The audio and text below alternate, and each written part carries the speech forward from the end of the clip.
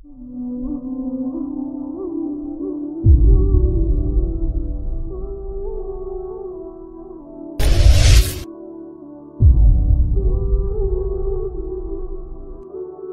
اللہ الرحمن الرحیم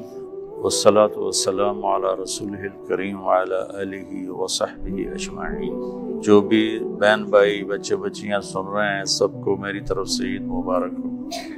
عید کی خوشی ہم کیوں مناتے ہیں، پہلے میں یہ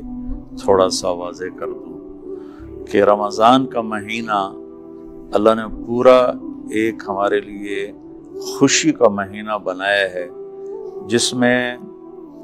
اللہ کی جنت کے دروازے کھول دیے جاتے ہیں، جہنم کے بند کر دیے جاتے ہیں، شیطان قید کر دیے جاتے ہیں، جنت کو روزانہ سجایا جاتا ہے، اللہ کا عرش پہلے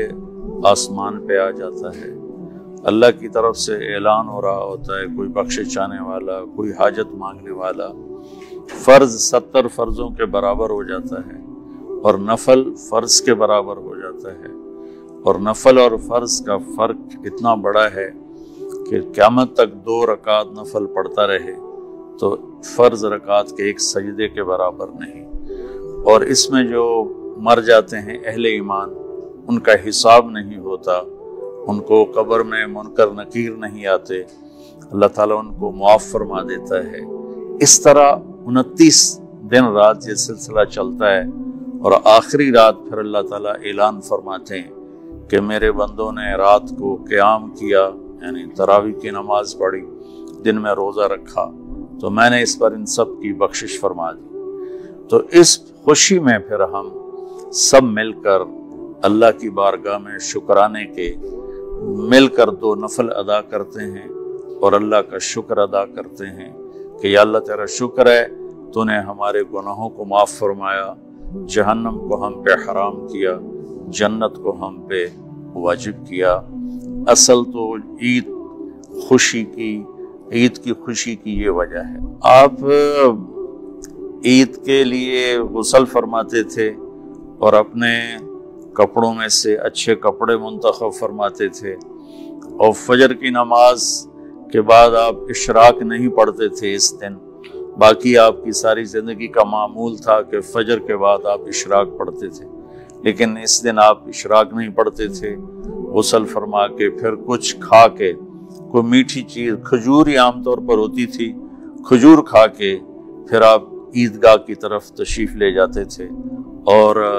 پہلے نماز پڑھاتے تھے، پھر خطبہ ہوتا تھا، اور اس کے بعد جس راستے سے آپ جاتے تھے اس راستے کو چھوڑ کر پھر اور راستے سے گھر واپس آتے تھے، پھر وفود سے ملاقات کرتے تھے، سرداروں سے، صحابہ سے ملاقات کرتے تھے، اس میں کچھ کھانوں کا اہتمام بھی ہوتا تھا۔ اس طرح ایک عام روٹین کی عید ہوتی تھی آپ کی، ملاقاتیں کرنا، کھانوں میں جانا اور اچھے کپڑے پہننا، سب کو خوشی سے ملنا، یہ عید الفطر پر آپ کا یہ معمول تھا۔ باقی جو اداسیاں ہیں، ڈپریشنیں ہیں، اس کی وجہ آپس کی محبتوں کا کم ہو جانا ہے، اور دنیا کی ایسی دوڑ جس نے اپنے آپ کو بھی بھلا دیا ہے، اور آپس کی نفرتیں ہیں اور آپس کے بغض، حسد ہیں، ان منفی جذبوں نے ہماری خوشیوں کو دھندلا دیا ہے، ورنہ رمضان کا ہر لمحہ خوشی کے لیے ہے، اور عید اس کی بھیک ہے، اور پوری زندگی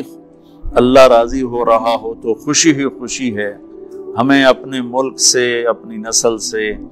آپس کی نفرتیں، حسد، بغض یہ مٹانے ہوں گے، تب جا کر ہمیں حقیقی خوشیاں حاصل ہوں گی۔ میں اس عید کے خوشی کے موقع پر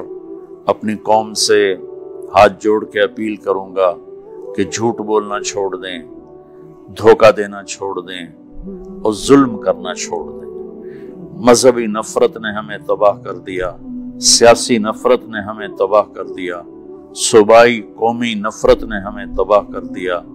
آپس کی رنجشوں کی نفرت نے ہمیں تباہ کر دیا۔